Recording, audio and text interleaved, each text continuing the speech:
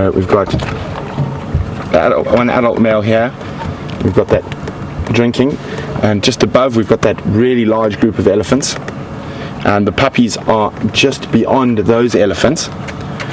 We've got another group of elephants just on the edge of the wall there, and then we've got an adult female wild dog there directly in front of us.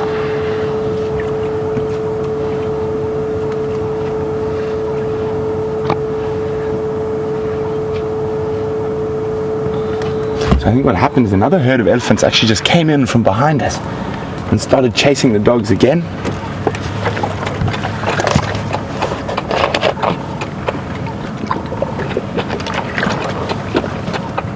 I'm sure the poor puppies want to get down and have a drink.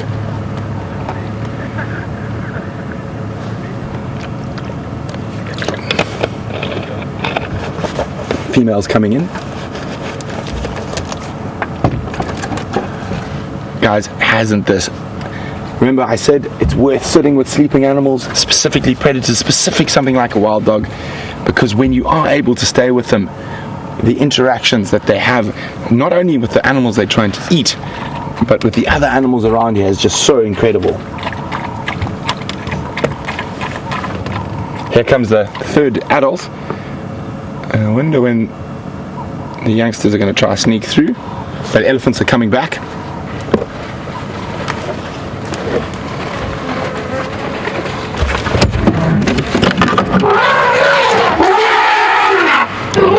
It seems the dogs keep choosing to run towards us.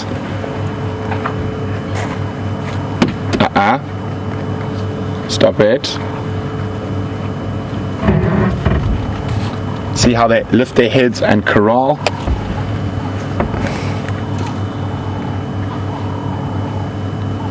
Now, little do they know there's a whole bunch of puppies just behind them. I just caught a glimpse of the puppies through the bush.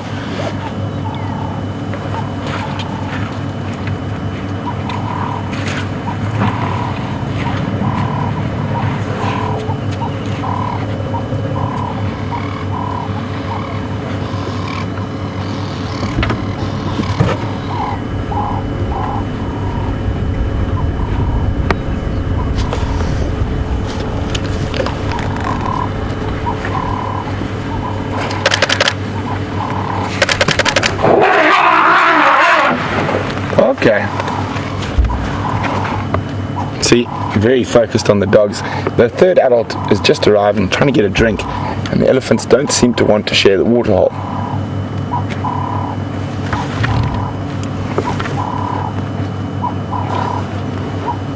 And they're the puppies, Chandra. They've just popped up behind us.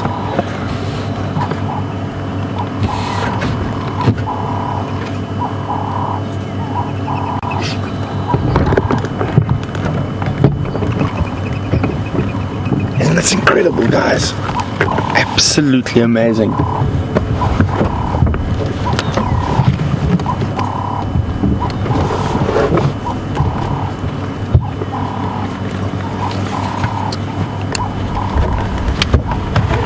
There we go.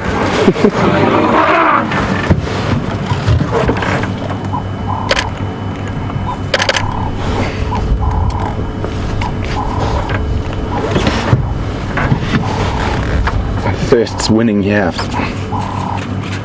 The wild dog knows it's much faster than the elephants.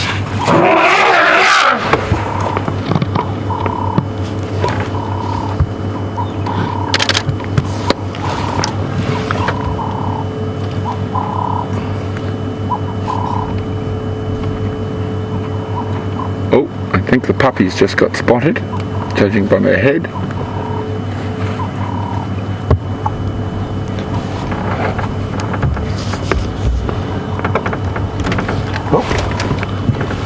So this is that other male just trying to get in for a drink, and every time he sort of gets in, has half a lap, the elephants are, oh, the otter puppies.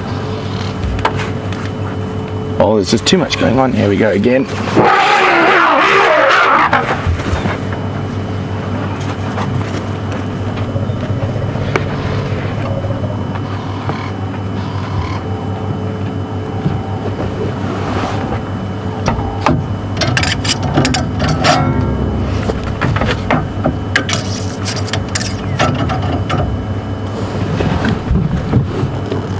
it looks like the elephants might move off now, and the wild dogs might come in for a drink. The puppies, that could be quite spectacular, all of them in this little mud wallow.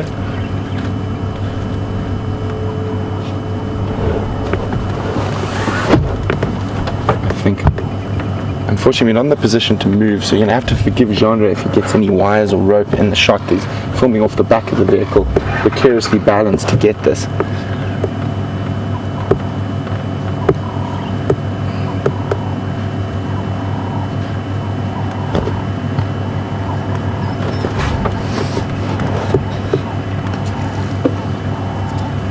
And I'm sure a lot of you can see why this is my favorite animal, just the pure excitement that they create wherever they go. I hope you guys are getting some fantastic screenshots. You can see how they don't know how much water's in there, and they quite nervously approach. Oh, there we go. Happy puppies.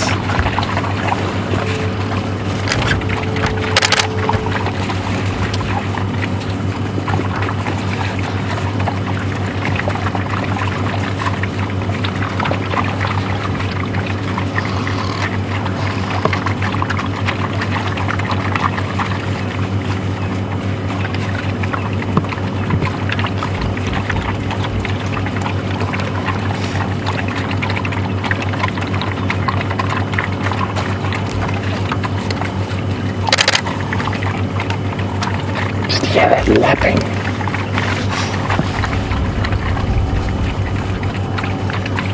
Oh, incoming Ellie. Scatter pups.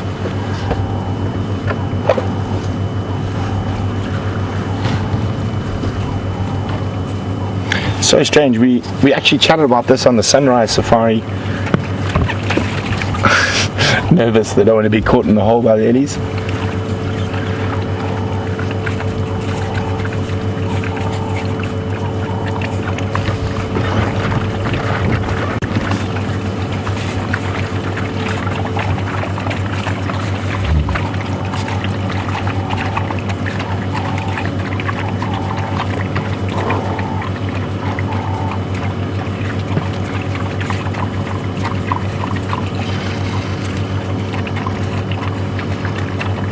Hasn't this been absolutely fascinating? Those Ellies are still just standing off. They might make one or two more charges, you never know.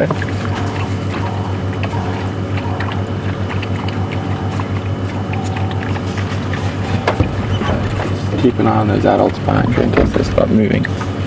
The adults are lying off behind Jeandre. Now let's see if Wild Dog Pup Curiosity comes in and they start trying to tease the elephants. I have seen that before as well.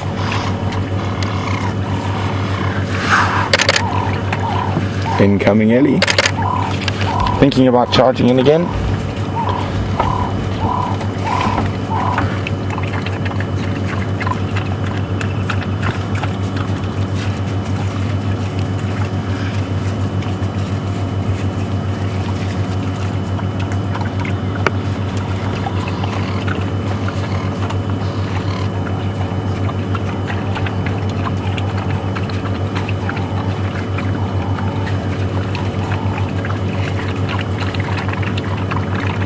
Yeah, that's slurping.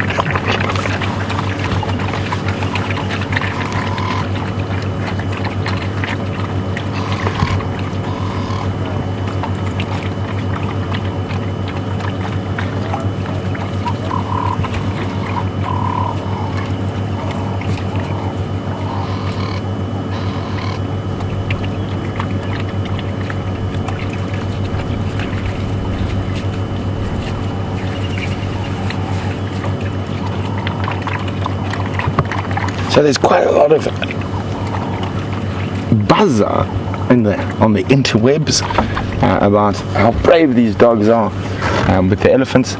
Well, fortunately they know they're quite a bit faster than the elephants and they can move. Oh, incoming Ellie.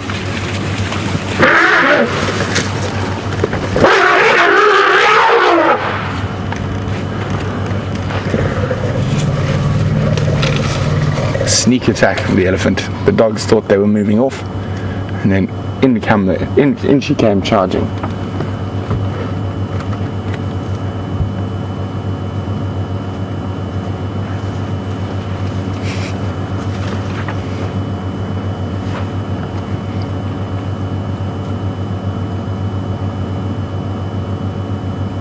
trying to decide whether to try see the dogs off a little further.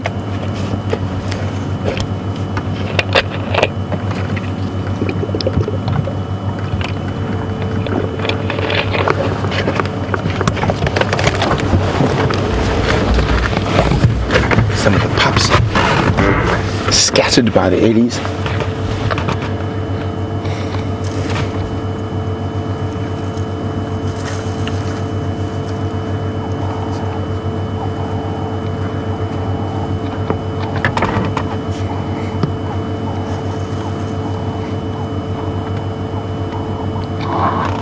So guys, I'm just watching the ellies, and the dogs have inconveniently put us in between the ellies and us. Oh, the ellies on one side and we've got dogs on the other side, so I'm just going to move in case she decides to chase them. I definitely don't want to be in the middle.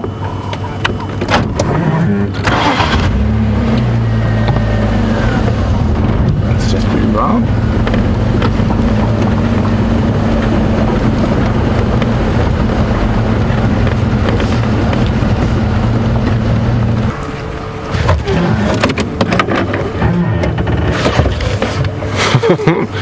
These elephants really don't like the dogs around. I mean, it's consistent pushing of them. The elephants are just in front of us. We've still got one of the adult dogs to our right, the adult female, just here, and the rest of them are up ahead.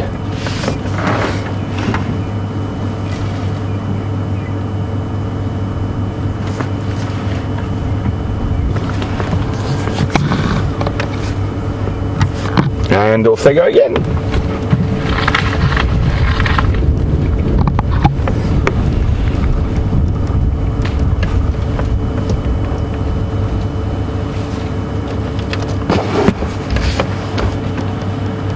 Oh, and another serious charge now.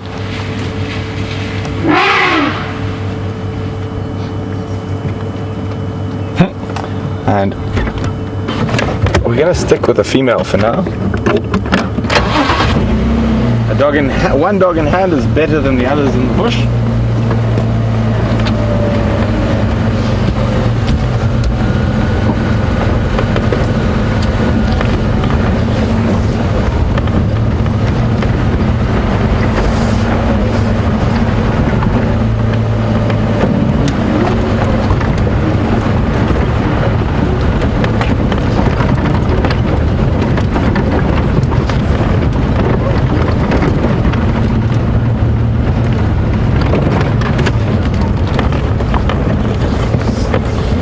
Again, we've got to be very careful where we position now with these elephants. They're coming back, chasing wild dogs behind us. And the dogs keep coming right towards us.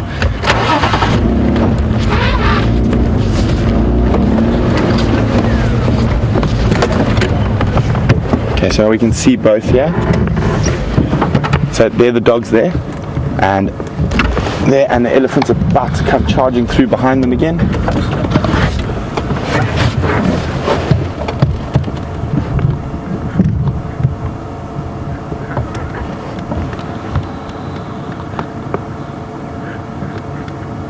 So we have the elephants. You can hear the female dog drinking behind us. But here comes the dog.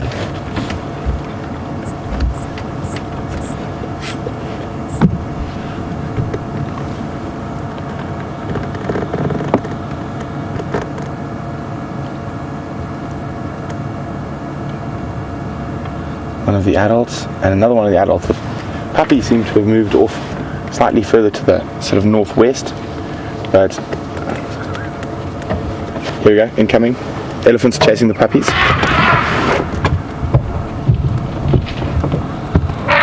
There you go, the puppies out to the left, dropping into the bottom of the bowl.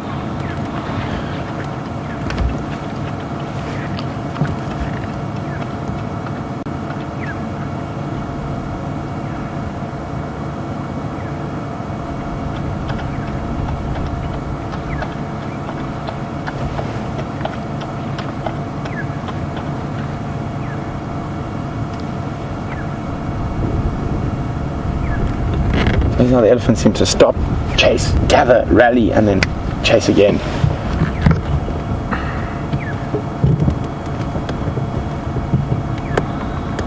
has this sighting been so incredibly exciting?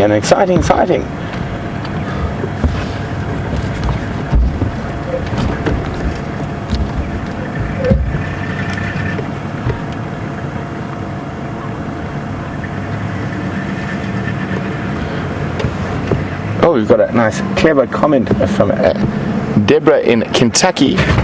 Pachyderm puppy pandemonium. I think that's very, very well named. I'm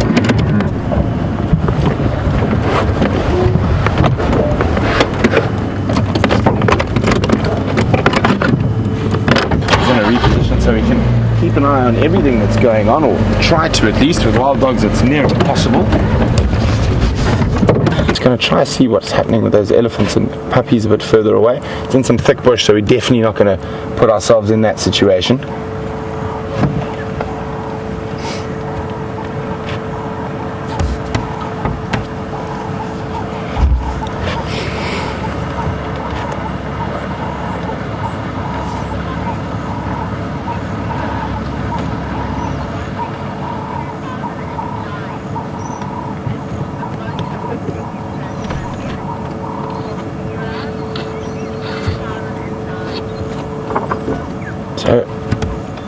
A comment from a long-time viewer, Ophira, says she's been watching since 2009 and this is the most intense interaction that she's ever seen. Well, I'm glad you're enjoying it. I am thoroughly enjoying it. I really love the interactions of wild dogs with all the different animals around.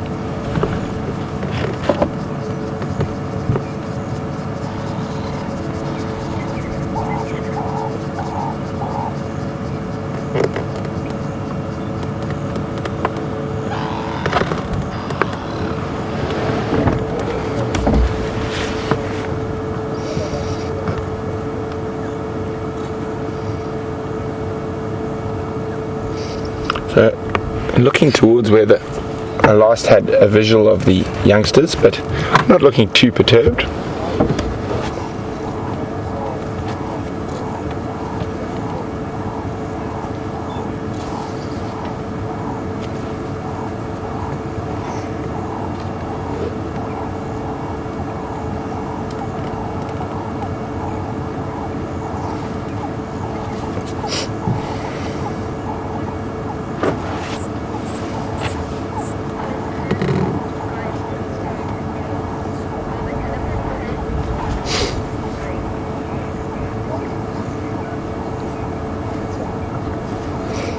So, we've got a question from one of our favorite viewers, Gracie, who's 8 years old. Gracie would like to know, would the elephants hurt these puppies? Gracie, if the elephants got hold of them, if it caught them, it definitely would. But fortunately for the wild dogs, they're very, very fast, and it's very difficult for an elephant to catch it. So, only if the wild dog might be sick or hurt would the elephant be fast enough to catch it. But these are all very healthy wild dogs, so they escaped with not too much problem.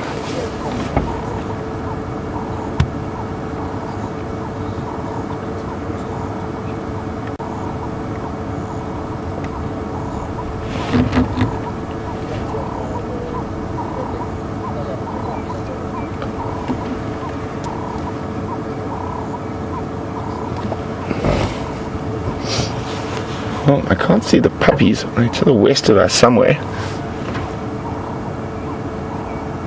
Adults still all around us. I think they might be waiting for the puppies to come back, and once that happens, sort of get them settled.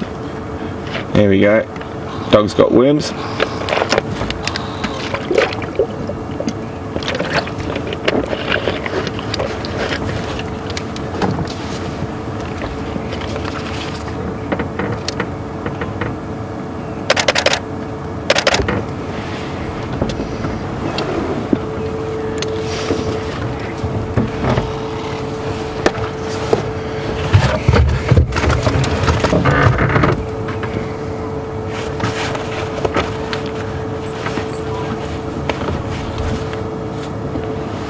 So we've just seen the dogs playing and drinking in this little muddy wallow to the right of us here, and Ravi from the Big Apple, New York City, said, would the dogs be more susceptible to disease drinking out of what looks to be bad water? Well, maybe that's bad water for you and us, for you and I maybe, but for the wild dogs, that's perfectly acceptable water. What it looks like the elephants have actually dug out and got that water from under the ground, so it's probably very clean. It's just muddy, and dirt is never really going to harm an animal with a constitution like a wild dog, so they should be completely fine. There is obviously going to be pressure for water now, and you're going to have a lot more of these really interesting interactions around the remaining water holes. So all the animals are going to be forced to drink from certain periods, so you are going to get these incredible interactions. And as sad as a drought is, it does lead to some of the most incredible sightings if you're in the bush during it, because of the competition for water and the lack of food and water around.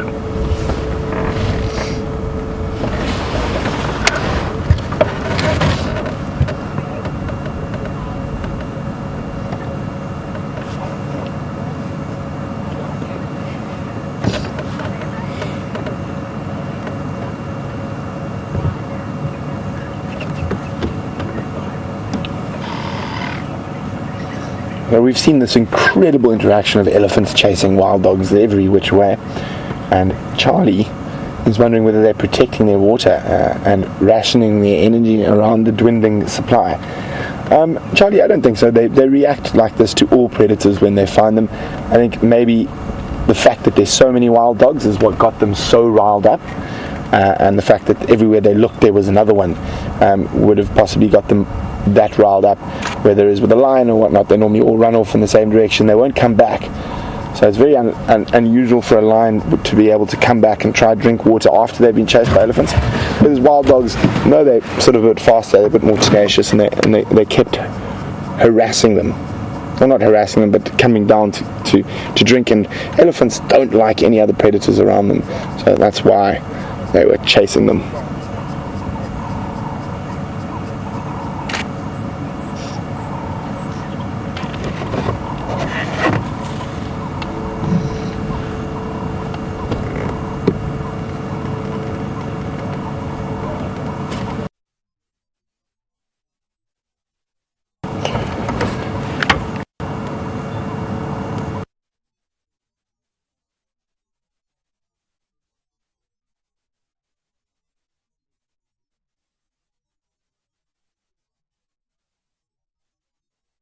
The puppy's gone. Right, there's a puppy.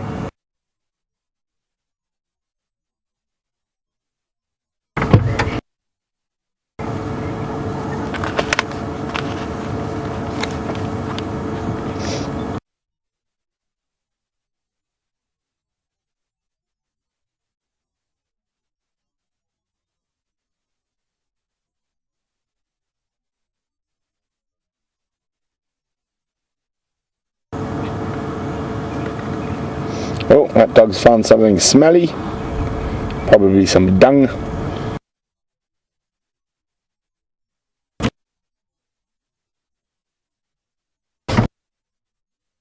There we go. Wild dogs get dewormed. And I said,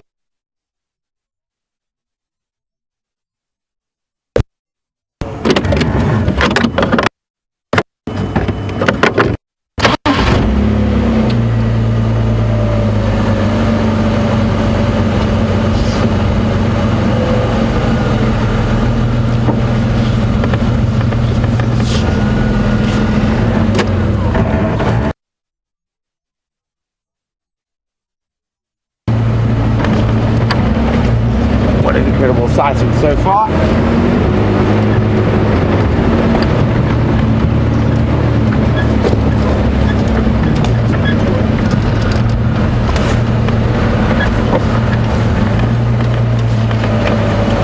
Okay, I saw the female jog off into the bush there.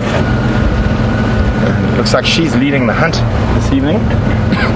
There goes the next one. Let's hope they stick close to the roads. As we all know, following wild dogs is quite a difficult scenario when they go through that bush. Fortunately, we were able to guess where they were going to come out last time, and then hearing the elephants gave away their position.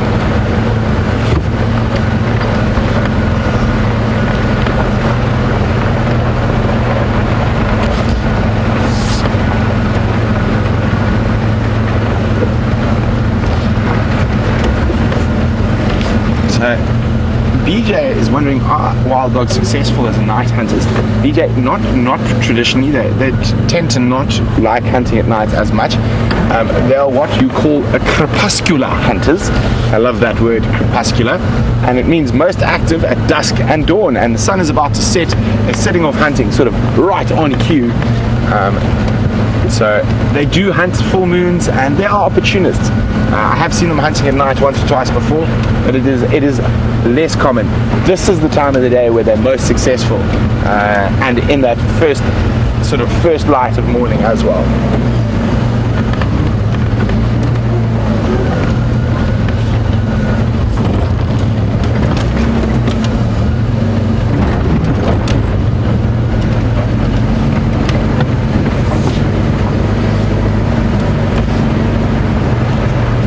In the road, they're being very, very kind to us so far.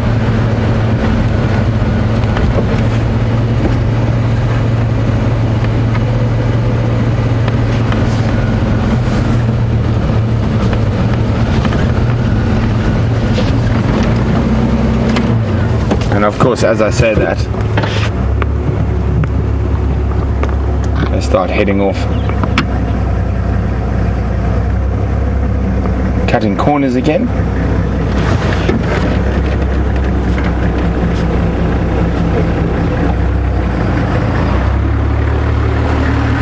Just letting Tax and everyone go ahead quickly. We've been in front and having such an incredible sighting for so long. Always good to share.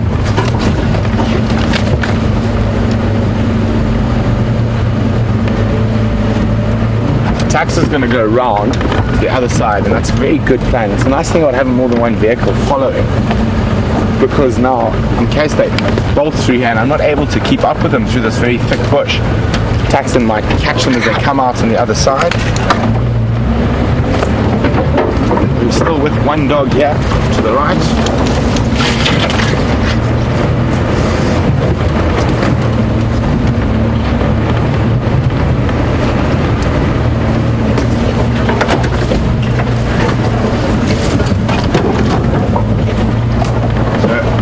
Their hunting style is called coursing. They course through the bush till they actually physically see something before they take it.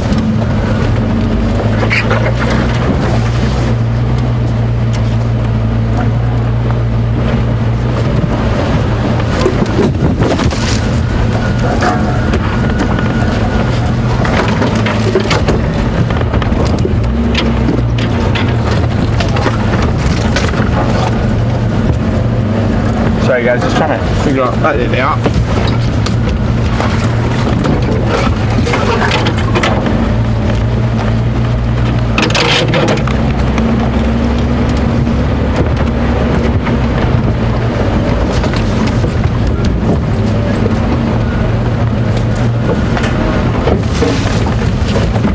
Just hang on, I just got to talk to Tax quickly.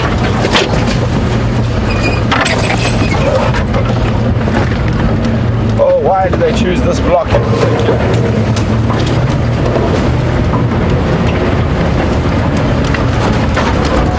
Can you see them still, Jandre? Oh, we've lost them, and they've dumped us in a very bad area. You got them? Still going straight. We're going to be able to sneak through here.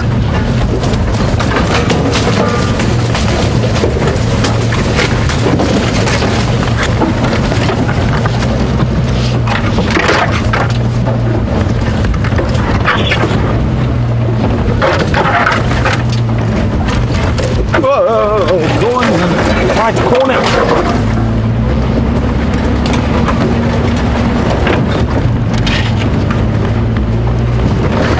Sorry guys, just on the radio. Yeah, Mike, they're lying up right there. You can see them from where I was. It's all lying up at the top end of the drainage where it comes into the dam.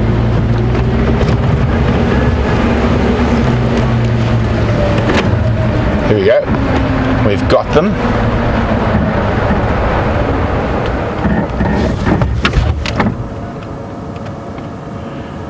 So stopping, listening. Maybe they'll hear.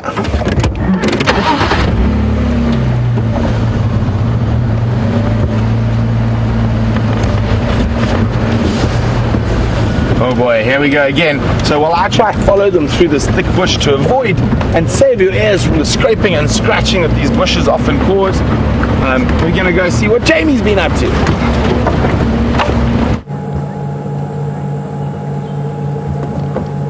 What an amazing afternoon it sounds like you've had with those wild dogs. And disappearing off into the distance, what you were looking at was probably one of the most pregnant zebra I have ever seen. I'm going to try and relocate her in the afternoon sunset. It's been such a beautiful afternoon, so hot though. And it sounds as though those wild dogs have been the most wild ride, as dogs always are. I think let's take a trip onto Zoe's Road and see if we can catch up with that zebra again, and I can show you what I mean about how phenomenally pregnant she looks. She's bulging. Oh, there they are. Try and get a visual. Hello, big girl. She's with the stallion. He's obviously only just started forming his herd. He's got one female in his starter harem. Typically, she will now be his favorite mare. And no matter how many more females he collects into his group, she will always be on the top of the hierarchy. She'll always lead the rest of the group. And just generally, if he does lose a fight, she will be the mare that he keeps. And he will give away either his daughter or his least favorite female. But he's still got to collect more. He's only got one at the moment.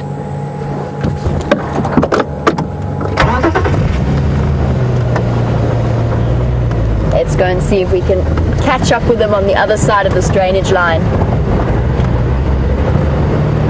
It is a stunning evening. It's finally starting to get a bit cooler.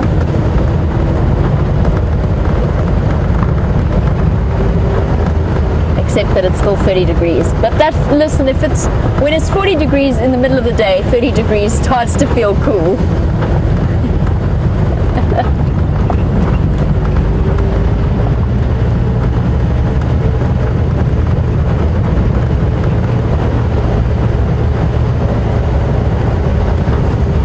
I believe that, Paul Rizzo, you are very excited about the Big Cat Week starting in 2 weeks from today, and I'm sure you can imagine that we're all incredibly excited as well, and obviously eagerly anticipating the return of Hayden Turner and Peter Pretorius. It becomes an exciting, hectic time for the Wild Earth team, but definitely an incredible experience for all of us. If you can, and it's showing on your Nat.Geo Wild TV, then definitely join us for the wild times that happen during Big Cat Week. And of course there are all sorts of things planned and in the pipeline.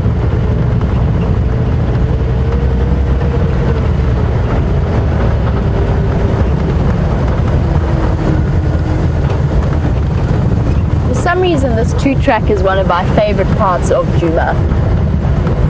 It's so pretty. The silver cluster leaves it's a different color to driving through most of the rest of Djuma, the rest of the reserve. Silver cluster leaves, as their name suggests, are silver. And they're really pretty trees. Almost delicate in comparison to the others. Something exciting I saw for all of you birders out there, I saw wattled starlings. Now, I'm not sure how many viewers have seen wattled starlings on our live safaris. They do occur here. This is the first time I've seen them on Djuma though. So I imagine that if viewers have seen them, not all of you have. And I'm going to be keeping my eye out over the next few days to see. They were around the Djuma Dam, so keep your eyes on the Djuma Dam camera. They might return. The same family as those birchals and those glossy starlings, the beautiful sheen birds that we see. But it's a grey bird, and the wattling is a yellow patch or yellow wattle underneath the male's chin. Once I stop, then I will show you a picture of what I'm referring to.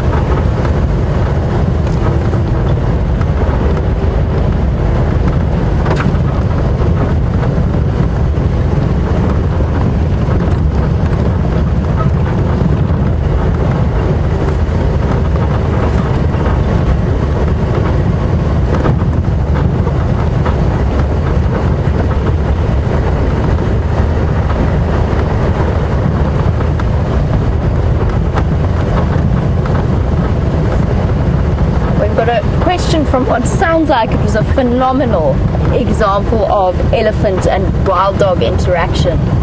And virtual tourists from Texas, you were wondering, because you were saying it's amazing to see how the elephants form that defensive formation. And they do. They create this incredible wall or circle where the babies are stuck right in the middle behind the adults and the matriarch. And you were wondering if babies do that automatically. Do they fall into line automatically? Or is it something that they learn? And I think it is a combination of both. I think at a very young age that instinct is to stay protected behind the mother, but I think it's also supplemented with learning from the adults, and that's where teenage helpers are so important.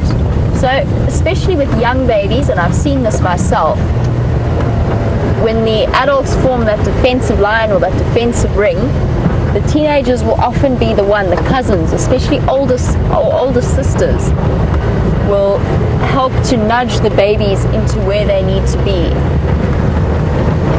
And it was interesting to watch because we had something similar happen with a couple of days ago with the Sands wild dog pack, and that the elephant with the short trunk that has been snared. And we see her quite regularly. She's got one older calf and one younger calf, and she rumbled.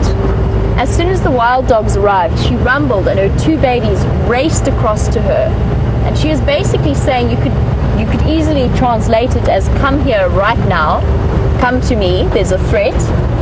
And she stood facing the main part of the pack, and then the older sibling stood next to her, and then with the baby behind in that defensive line. And for a small herd, it's so important that it was almost choreographed, and so important in terms of protecting that young calf.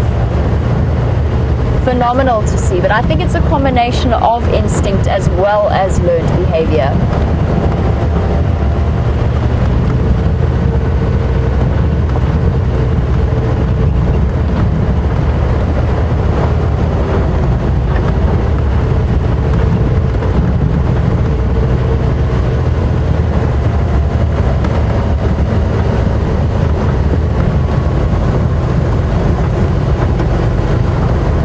Today we've done a lot of comparing the different predators out here. And Heidi, you've got a really, really interesting question on the dentition of wild dogs versus hyena. So which has the bigger teeth and which is stronger? And the teeth, the canines of the wild dogs are probably ever so slightly longer, but they're not as solid as the hyenas. Hyenas' teeth are built for crushing bone. That's something that wild dog can't really do, not the really big bones. They might chew on the small bones, they might eat bits of the ribs, but for the most part they're not adapted for eating the larger bones of a carcass, which the hyena are so well specialized at doing. Which essentially means that the hyena jaw strength is much, much stronger than the wild dogs. And you see it in the slope of their shoulders and the shape of their heads. Hyena heads are broader. They've got more points for muscle attachment around the top of the skull. They've got a very prominent bone, the name of which has suddenly escaped me, but they've got a very prominent ridge along the top of their skull to serve as muscle attachment points for those jaw bones. And the hyena has a bite force that is only really beaten by that of a crocodile in terms of pressure, for incredibly, incredibly strong bite force and crushing power, which means that they have to have the molars adapted for it as well. So although their molars do have sharp edges and that carnassial shear that's formed, it's almost like a scissor motion that you see in all of the big carnivores, they still have that, but they're very much flattened on the outer edges to crush bone. Wild dogs are adapted to utilize different parts of the carcass. They don't scavenge, they go straight for fresh kills, and of course are incredibly good at it. And they will generally eat around the bones in the skeleton. In terms of physical strength, we saw what happened with the hyena and those wild dogs with Scott the other morning, where that hyena was very lucky to have escaped alive. And with hyenas and wild dogs, it's a numbers game. Hyenas are bigger than wild dogs, they're much heavier, and one-on-one, easily stronger, but not nearly as fast or as agile as a wild dog is.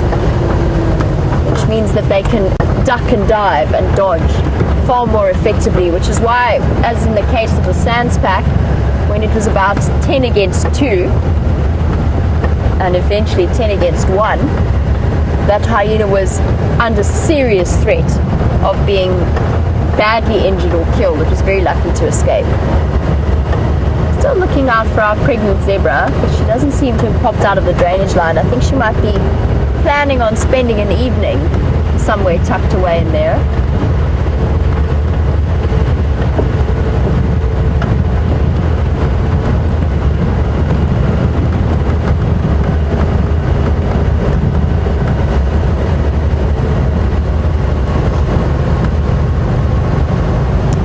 Now, for those of you who have domestic dogs or cats and you've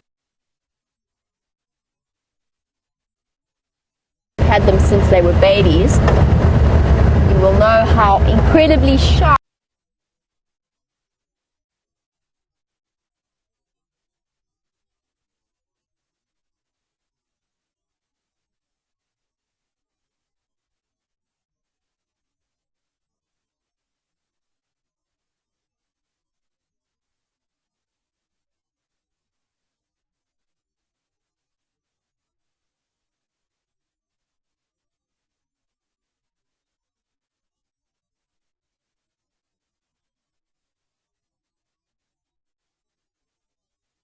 and needle those milk teeth can be. And Julia welcomed a little bit earlier than that. It's always interesting fell out when they're young, and those teeth are incredibly sharp. You might find that I'm just thinking about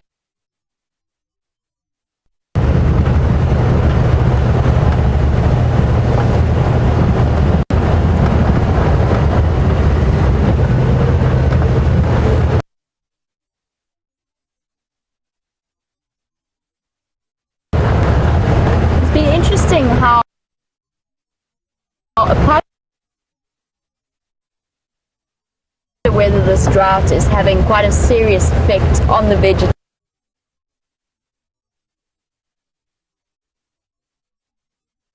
across to Djuma Dam and see what's happening there. See if I can find those wattled starlings for you again before it gets a bit too dark. I think our zebra have escaped us for the evening.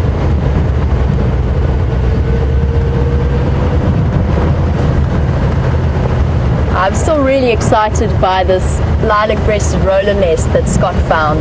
It's just off in the marula tree to my right. I'm not going to go and disturb them now because it's a bit late in the evening. But we'll definitely be keeping a close eye on it. It's just in that hole over there, down a little bit down the trunk. There we go. Thanks, Brian.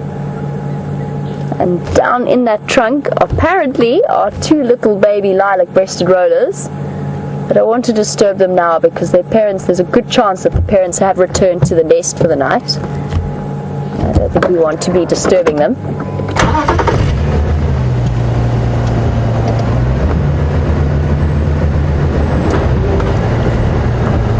Sorry guys, bear with me one moment. Brent's just trying to get hold of me. Yeah, standing by.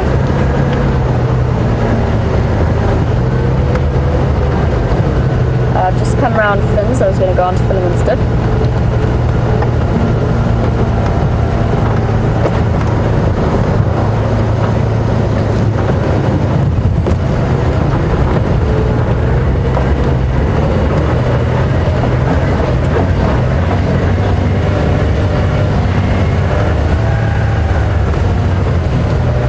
Copy, will do. Alright, so Brent's called me in as a reinforcement to have when they go off hunting, it is a tremendously fast experience, as you've all seen. It means that they can disappear in the blink of an eye. And we're going to help Brent out and just have a look. So keep your eyes peeled for fluffy waving tails. And let's see if they manage to catch something.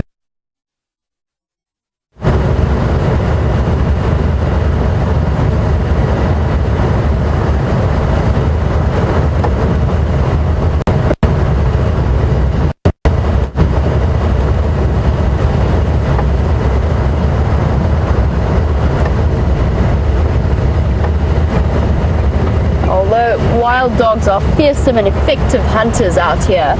They don't really pose any threat to humans on foot.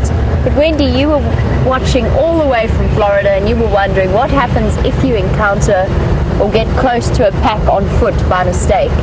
It depends on the pack, it depends on their level of habituation. Certain packs within the Sabi Sands are regularly tracked by people on foot looking for them to show their guests, and they get quite used to the idea of people around. If you meet a pack like that, you might be lucky, and you might actually get to spend a little bit of quality time with them.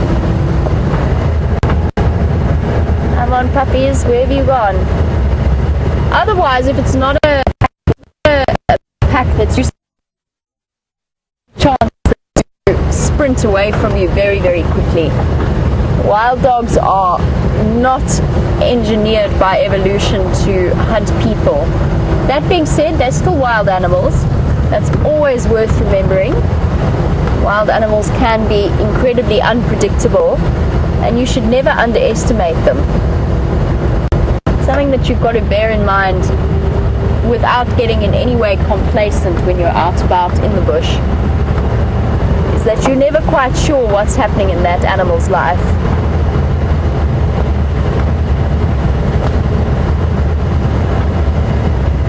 I'm going to keep on searching for these wild dogs, but my signal's going a bit shaky, so let's head across to Brent for his side of things, and we will continue our search from here.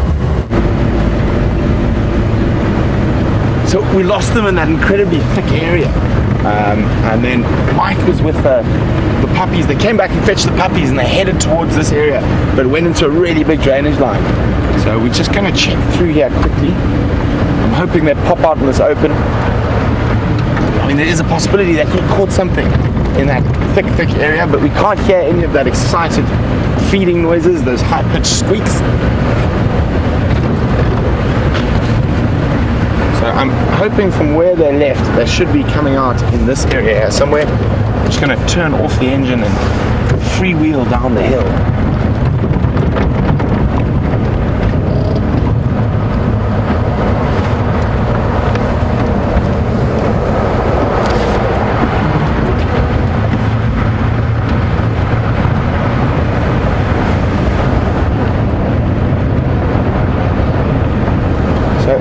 Generally with wild dog puppies at this age, they don't really partake in the hunt.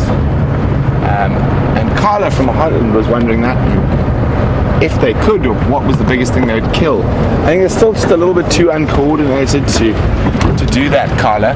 So I don't think they'll be able to make a kill just yet. Probably they'll start really actively joining the hunt in a couple of months.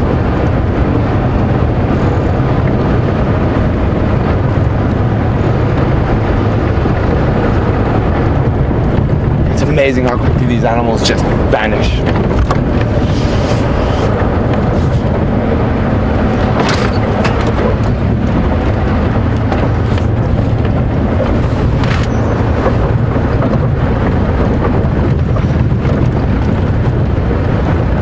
So they haven't come out here yet. Might be worth doing another little check down Shabam Road.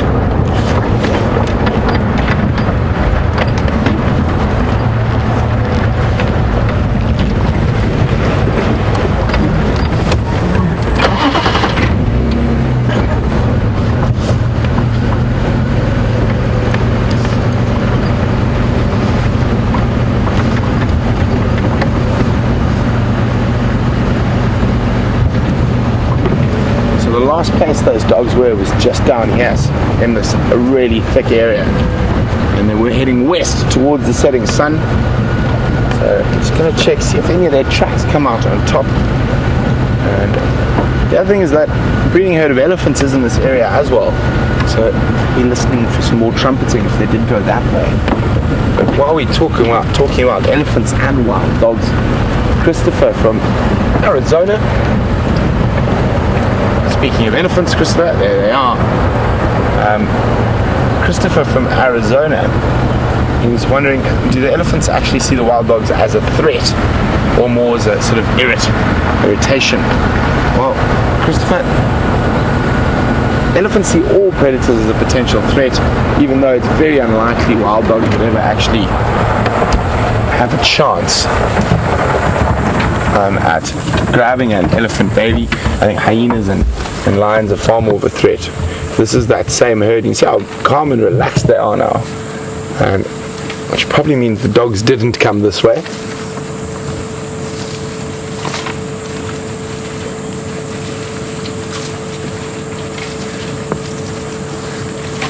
Nice big breeding herd. There's a very correction. That sounds like elephants with wild dogs. I'll just wait for this one to move out of the way. Bye, Ellies. So unfortunately, I seem to be still in this very thick block. I'm going to try my best to get in here. 11? Okay, we got them. Well done, Jean-Andre. There we go. Okay, we got to move in there now. Good spot.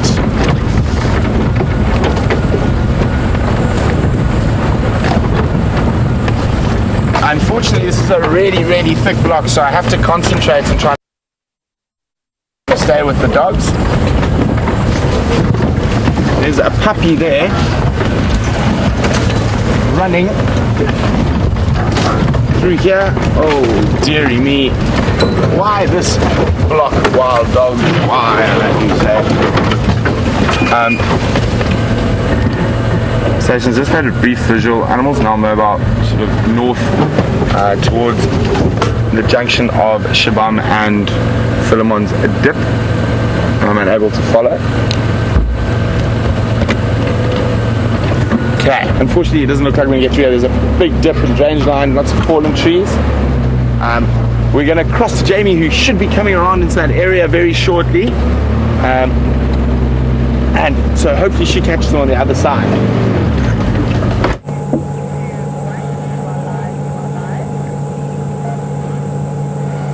Just have a look at this incredible view of a hooded vulture. I know that Brent is hot on the trail of those dogs. We're going to be heading across and to help him out in a moment. We just had to stop for this. A moment of peace in what's been quite a frantic afternoon.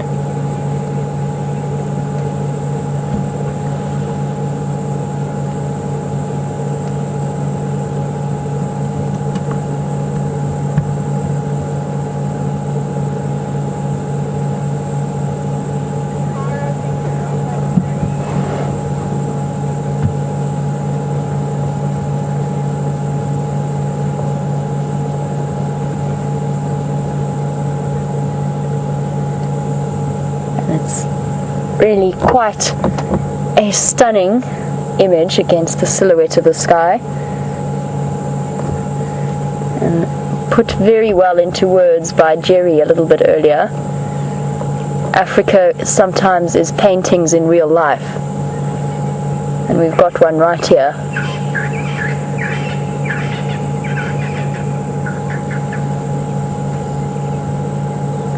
Oh, that's beautiful.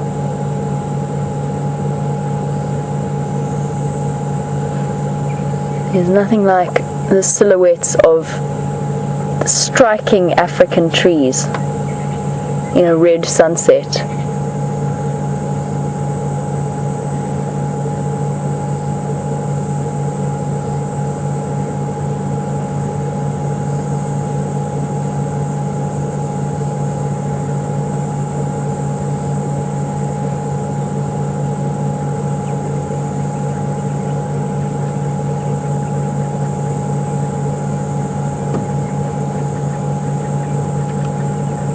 Just the sliver of the moon in the sky.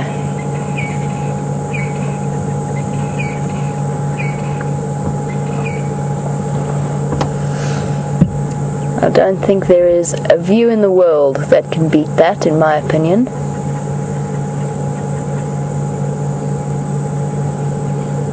Every evening is different, every sunset is different. I've lived here my whole life and I've never experienced a sunset that looks the same. Somehow there's always a slightly different feel to the air. And these hot summer evenings, there's an almost oppressive silence beneath all of the calls of the birds and the francolins going to bed. Beautiful. Right, we've had our moment of peace. Let's go find the wild dogs now. Excitement abounds. We are losing light.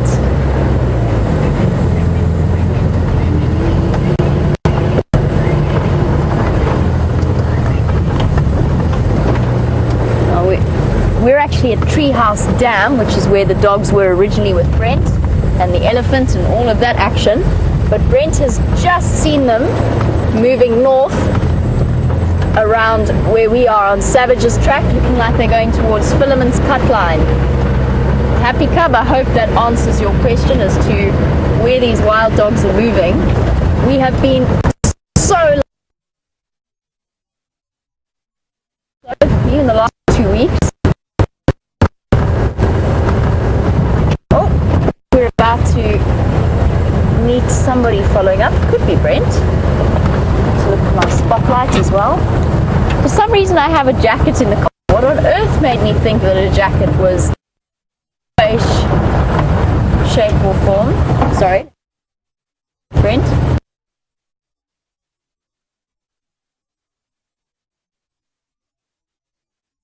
Put any light on there.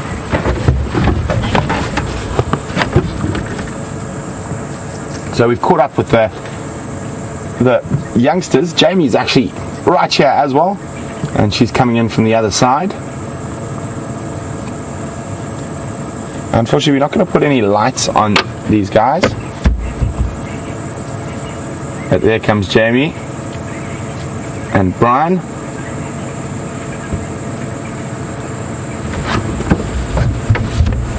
So just the youngsters here now. The adults are somewhere else.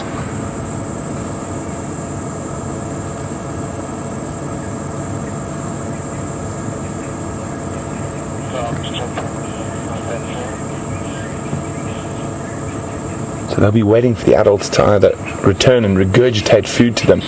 Unfortunately, we are getting towards the end of the time we will spend with wild dogs. We don't view them at night, as they are a crepuscular species, or there's a bit of gamemanship going on there.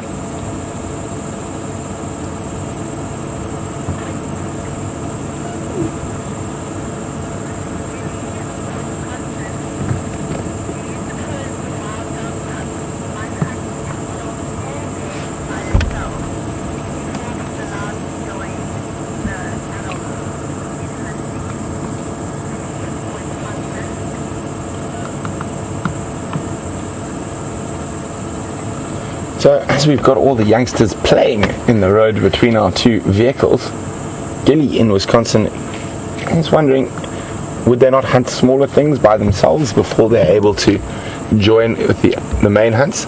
As I said earlier, no, it's very unlikely and doesn't happen very much in Wild Dog Society. They will wait for the adults to come, and they'll learn on the hunt as they get older.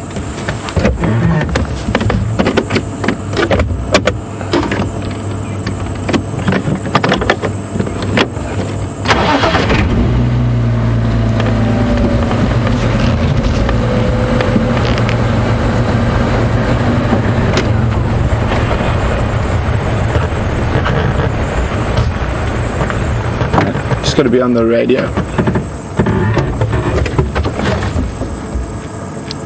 Cubby Young Scottish Show. We've got the youngsters on Shabam Road. So Scotty, he's just gone out for a little afternoon drive, and he's just spotted one of the adults near Philemon's Dip.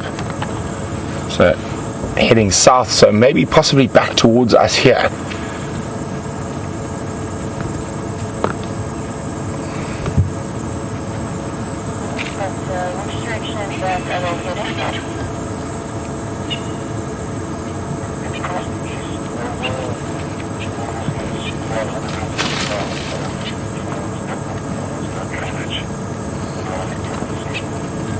Look at them playing.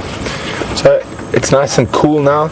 The youngsters are playing. There you go. You can see Jamie and Brian's vehicle just behind. There they are.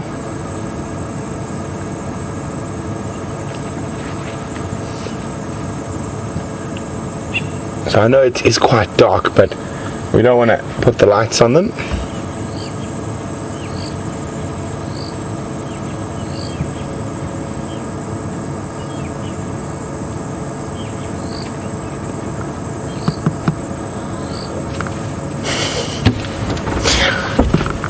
Keeping themselves very entertained. They had a good snooze for most of the day. Oh, look at that jump!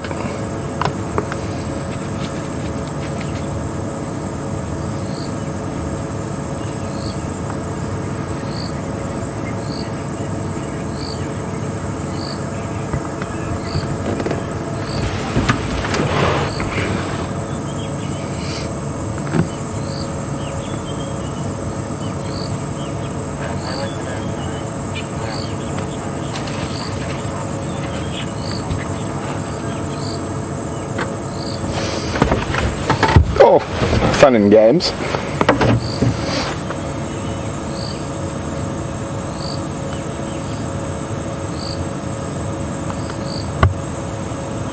So what they'll do is they'll wait here for the adults, and the adults will come back and generally regurgitate food for them. So from inside their stomachs, they will pretty much, on the basis way of saying it, they will vomit up meat that they've eaten for the puppies.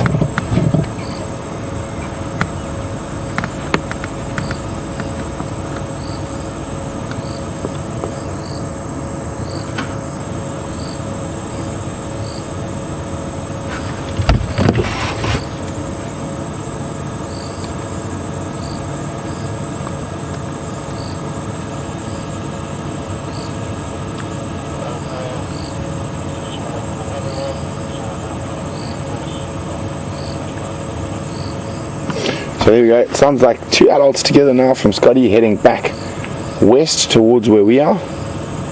Maybe they've caught something. Maybe they're coming to feed the youngsters.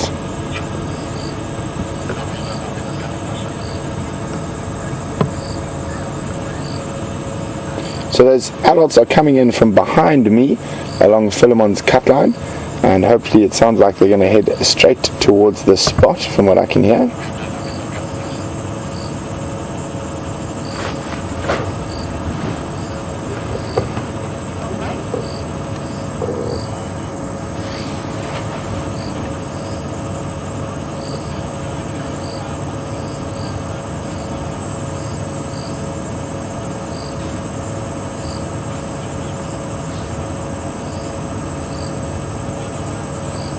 So it's worth hanging around here in case those adults have made a kill somewhere and they're coming back to regurgitate, or to take the pups with them back to a kill site.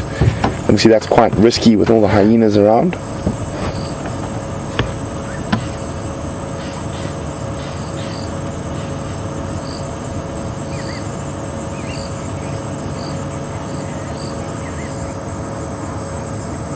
So while we sit opposite Jamie, we're going to go see what she has to say about the wild dogs, and we'll be sitting just in shot on the other side.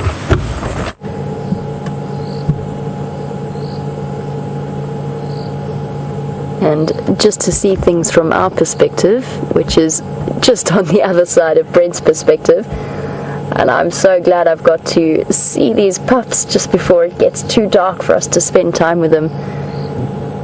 And now it sounds as though Scott has got one of the adults. I can't get to that sighting, I don't think, in time. It sounds as though the adults are on their way back towards the pups. They're coming west along Philemon's cut line in this direction. And unless I go all the way around, I won't be able to get there in time. So we'll sit and watch and wait and see. and see if the adults are going to make their way back across to the pups. It's interesting, the Investec pack have their work cut out for them because there are only 3 adults. They need all 3 of them to hunt, which means they've got to leave the pups without any kind of babysitter or protection.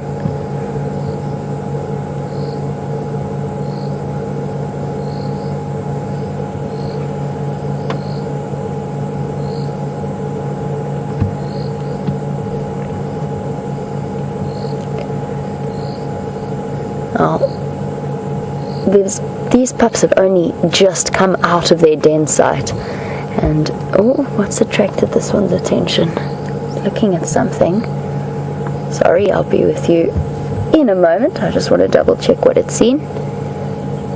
Nope, I think he's just on alert. I know it is very dark, guys, but obviously, as has been explained, we can't spotlight them or put lights on them, and since they are out on their own. Now, Enid, these pups have just come out of their den, and you were wondering if wild dogs dig their own or if they will take over the den sites of other predators like hyenas. And the answer is you'll find with most of these animals, even warthogs that move into den sites around termite mounds, is they will find old aardvark burrows or old aardvark dig sites where they'll move in and they can excavate the den as well.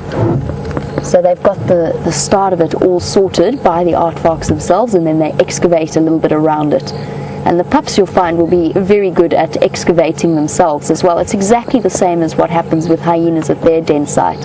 It's just interesting to see the comparison because, of course, hyenas, for the most part, you get maybe 4 cubs at a den site at the most, whereas with the pups, they've all got to make space for up to 20, 21 of them at a time.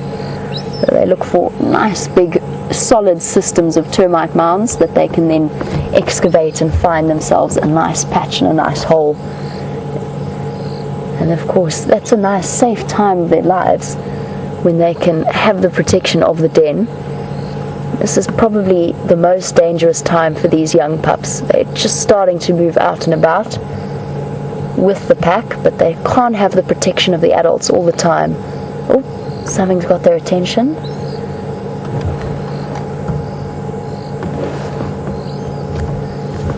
Trying to work out where they're all looking. It's so dark to try and see,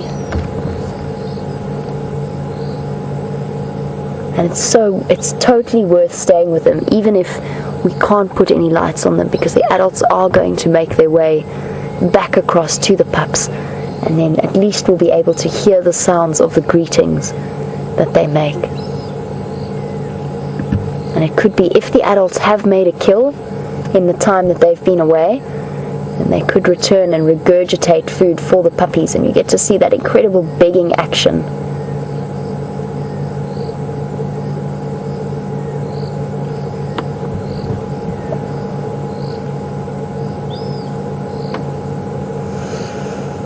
There's no other animal like what the wild dogs do when the adults return and they regurgitate the food for the pups, and sometimes for other adults as well.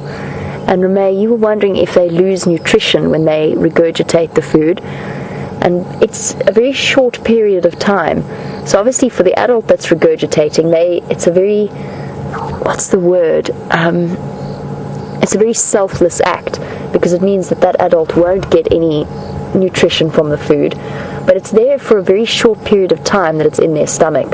So for the most part, not much of the food is lost in the regurgitation process. It still carries that high level of protein. It hasn't been hugely broken down by the stomach acid.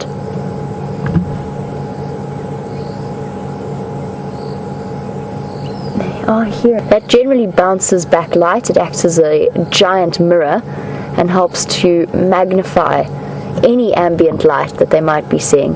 But because they're diurnal animals, they don't have it to the same extent that things like leopards and lions do.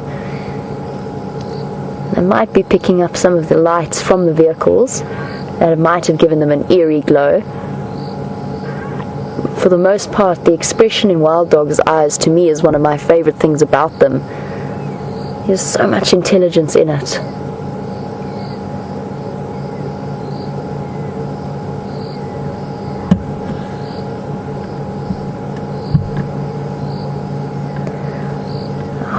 getting very dark, and I think it might be time for us to leave the wild dogs very soon. So let's head across to Brent so that he can say goodbye to his favorite predator, and we'll be back with you very shortly.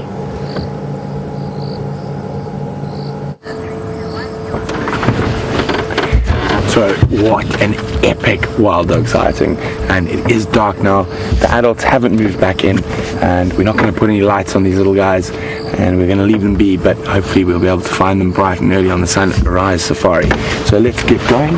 Let's see what other wonderful nocturnal creatures we're going to be able to find. And no lights just yet. Let's turn away from the wild dogs before we turn on all our many lights we have on these vehicles.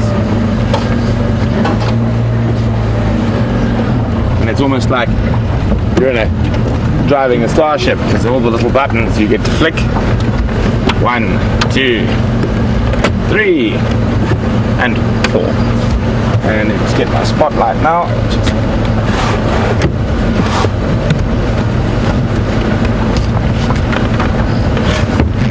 Gonna hop and skip and a jump while we're chasing those wild dogs.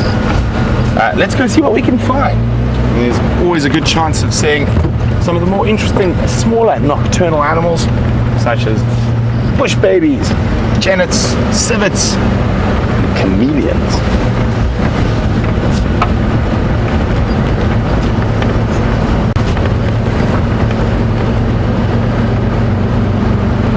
But I must say, what a day, and what a welcome back to Safari Live for me. Awesome Ellies, big Ellie bulls this morning. Wild dogs not doing too much on the sunrise safari, but they certainly made up for it on the sunset safari with all that incredible elephant interaction.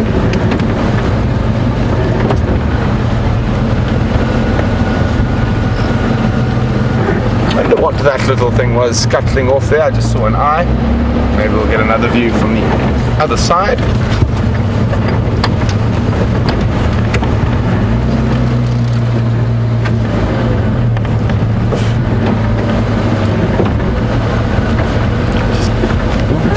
Can't really make out what it is from here. Let's move around. Maybe we can see. I think it could be a bush baby in the tree, but quite far away. Oh, incoming adults. Looking for the youngsters. Just gonna listen. Just get hold of Jamie. It might be worth just Jamie sitting there and listening to the greeting.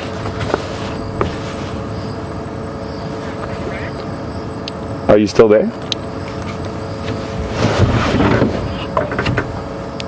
It might be worthwhile just standing by. There's an adult rearing back towards them. There might be some nice greeting sounds. So we're going to carry on. Jamie's going to go stand by there in case that adult arrives where the youngsters are. We'll quickly cross across so you can listen to that incredible noise. And especially now that it's a bit darker and it's still, it might be amplified even more, the sound.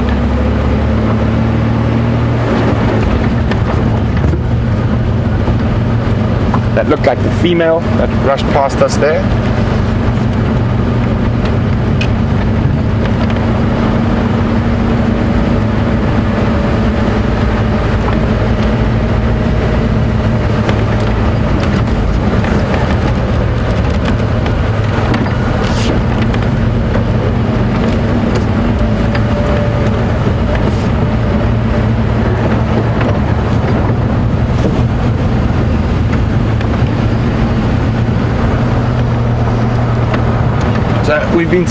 We've spent pretty much both sunrise and sunset safaris with the Investic Breakaway Pack.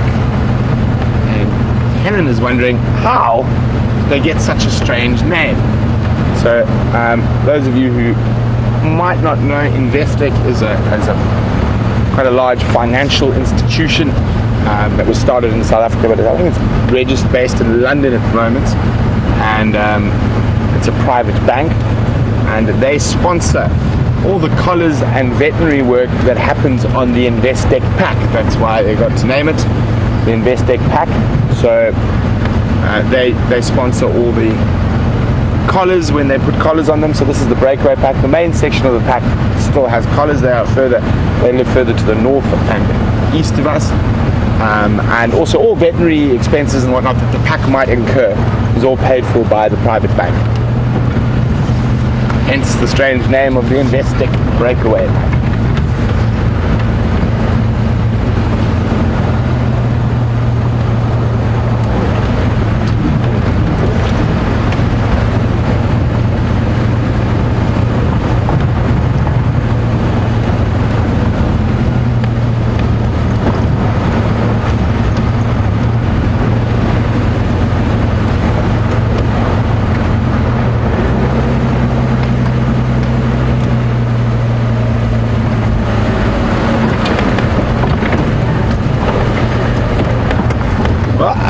Thank you very much, Cindy from North Carolina, and thank you to the Wild Dogs. Cindy saying that's probably the most exciting thing she's seen in ages, and she's been watching since April and definitely thinks that's better than any movie or TV show she could have possibly watched. Well, thanks very much, Cindy. We really do appreciate your support, and keep watching.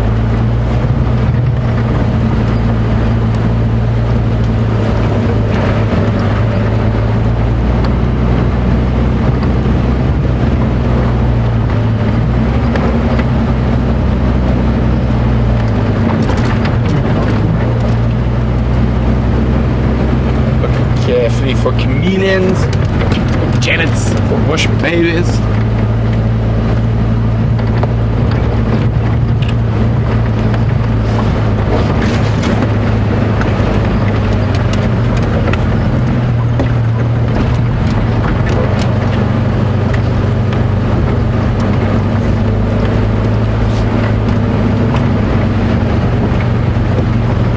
Fantastic that Karula has been around, even though she has decided to vacate our premises.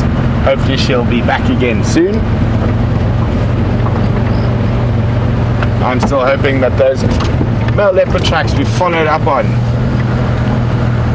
this morning unfortunately didn't come to fruition. We'll get some fresh ones out in the morning around that area, and hopefully it is Djuma.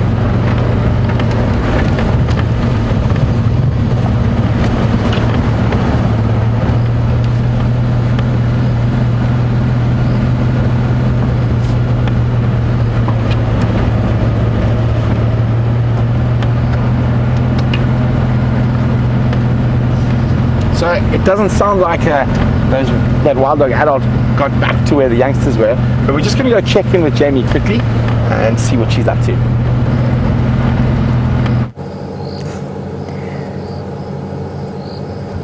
Well, what an incredible afternoon it has been, and what an amazing way to spend my last few moments of the sunset safari. The pups are just in front of me, but in complete pitch blackness. I'm not going to put any kind of light on them, and I'm just waiting here to see if the adults are going to head back and join them, and we might get some of those amazing yelping, begging sounds that wild dogs make. And to have spent as much time with Karula as I have today has also been an incredible experience. Well, a big thanks to Brian for all of his fantastic camera work, because without our wonderful cameraman having that instinctive feel for where to point the camera and what to show us and where the action's going to be, we wouldn't be able to bring you such extraordinary images as we do. And a big thanks, of course, to all of you for your wonderful questions and your comments that you sent through. Guys, we're going to say goodbye to you for now and catch you on the sunrise safari. Have a wonderful day wherever you are in the world, and we'll head back across to Brent for the last few moments of our sunset safari. Bye-bye for now. So hopefully those dogs are still around in the morning. They're just so exciting to follow. Just having a quick look on quarantine here, see if there's any white-tailed mongoose. Might be out foraging for rodents and insects. And we went through a patch where we saw them quite often here, and I haven't seen them for a while. I have been away, so always nice to just check and see what animals are around. We could also find a nice little side-striped jackal. There was a impala down there that I just spotted. That's why the spotlight stayed so long in that area. But no predators yet.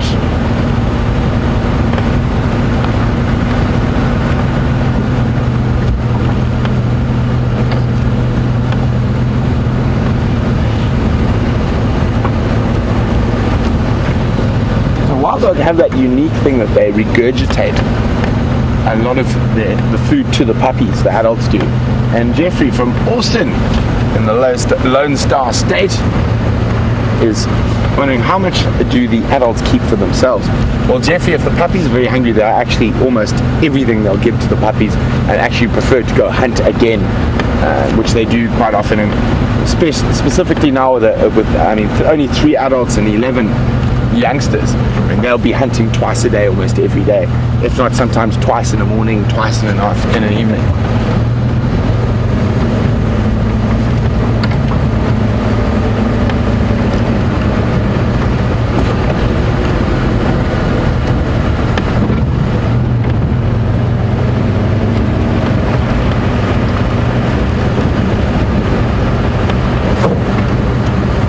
So we've got an interesting comment from Paul Rizzo. He said, just can't help but think that wild dogs just thoroughly enjoy themselves running around the bush terrorizing everyone, and it does seem that way sometimes, but I do think they do enjoy themselves. They do look like very happy sort of animals, and as they sort of cruise around chasing everything and everybody, and I mean, I've seen them cause havoc with elephants, with buffalo, with zebra, and we've seen the zebra and wildebeest chasing them. But they are definitely, for me, one of the, if not, well, they are my favorite animal, but they are one of the most interesting animals to watch behaviorally. And when they do get going, there's never a dull moment. And as we saw this evening, we didn't actually see them hunting successfully, or hunting at all really, but we did get that incredible interaction between the elephants and the wild dogs around that waterhole. So from myself and Jandre, it's been absolutely splendid having you here, and what a way for me to come back from leave, and what a welcome the bush of Djuma has given me. So that was been really, really great, and there's something wonderful about this dry, dusty climate we have at the moment. But don't forget to join us in the morning, and we will see you for Safari Live tomorrow.